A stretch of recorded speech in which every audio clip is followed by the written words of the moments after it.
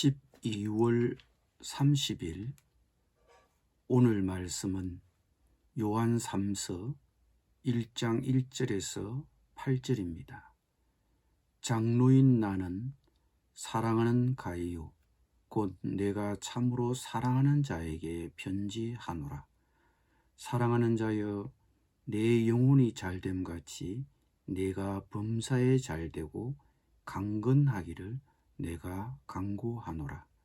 형제들이 와서 내게 있는 진리를 정언하되 내가 진리 안에서 행한다 하니 내가 심히 기뻐하노라.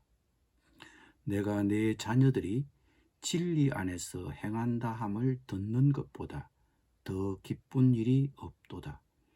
사랑하는 자여, 내가 무엇이든지 형제 곧 나그네 된 자들에게 행하는 것은 신실한 일이니 그들이 교회 앞에서 너의 사랑을 정언하였느니라. 내가 하나님께 합당하게 그들을 전송하면 좋으리로다. 이는 그들이 주의 이름을 위하여 나가서 이방인에게 아무것도 받지 아니함이라. 그러므로 우리가 이 같은 자들을 영접하는 것이 마땅하니 이는 우리로 진리를 위하여 함께 일하는 자가 되게 하려 함이라. 아멘.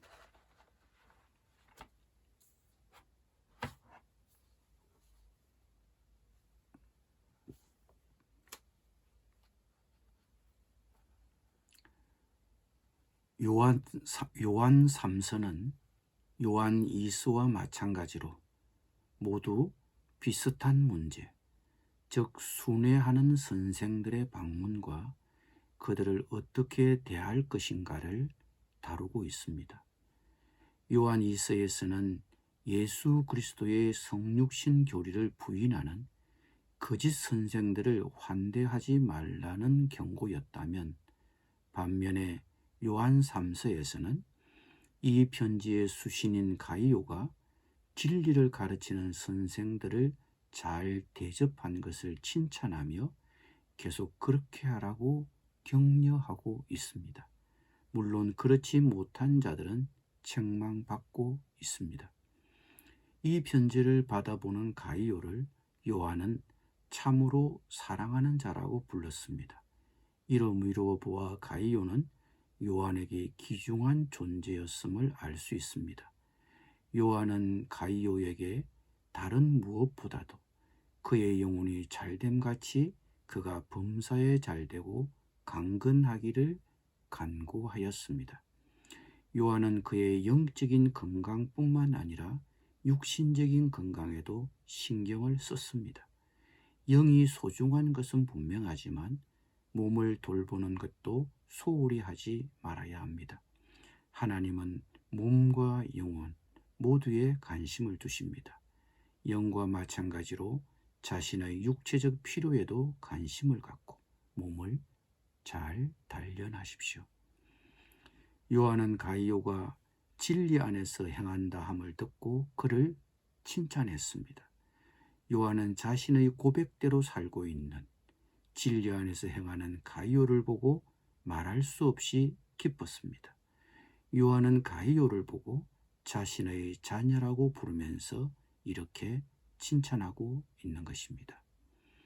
부모는 자녀가 잘 되면 기쁩니다. 성공하면 자신이 성공한 것처럼 기뻐합니다. 그런데 부모된 심정으로 자녀된 가이오를 바라보는 요한이 가장 기뻐했던 것은 그가 자신이 고백한 진리대로 실천하며 살고 있다는 소식이었습니다. 또 요한은 나그네를 환대하는 그의 사랑을 칭찬했습니다. 내가 무엇이든지 형제고 나그네 된 자들에게 행하는 것은 신실한 일이니 그들이 교회 앞에서 너의 사랑을 정언하였느니라. 내가 하나님께 합당하게 그들을 전송하면 좋으리로다. 당시 교회 지도자들은 도시마다 다니면서 새 교회를 세우는 일을 도왔습니다. 이들은 그렇게 여행하며 동료 신자들의 환대에 의지했는데 가이오는 이들을 자신의 집으로 맞아들여 환대했습니다. 그때나 지금이나 손님을 집으로 초청하는 것은 신경 쓰이는 일입니다. 그래서 요즘은 웬만하면 집으로 모시기보다 외부에서 모십니다. 한 끼 식사를 같이 하는 것부터 잠자리를 마련하는 것까지 손님을 대접하는 것은 손도 많이 가고 신경도 많이 쓰입니다. 그런데 요한이 이 편지를 기록할 당시에 순회교사나 선교사들에게는 그런 접대가 필수적이었습니다.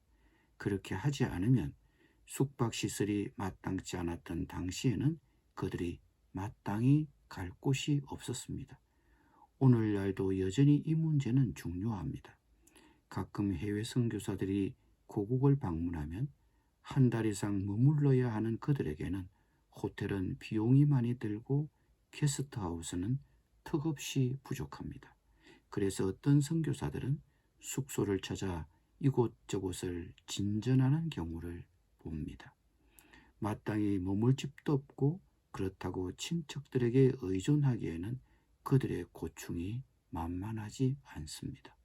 이런 선교사들에게는 우리의 후원과 한대가 절실합니다. 그렇게 함으로 우리는 신실한 일을 하는 것입니다. 그런데 가이오는 이런 순회 선교사들을 환영하였고 자기 집에서 재워주고 먹여주었습니다.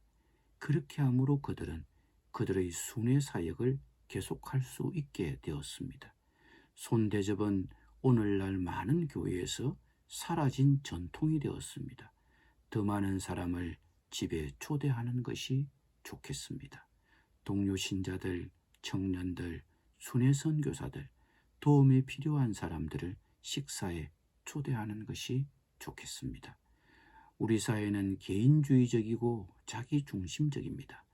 그래서 가까운 이웃들도 모른 채 살아갑니다. 많은 사람이 외롭습니다. 우리는 이들에게 관심을 보여야 합니다. 이것이 요한이 우리에게 요구하는 손대접입니다. 특히 선교사들은 주의 이름을 위하여 나가서 이방인에게 아무것도 받지 않는 사람들입니다.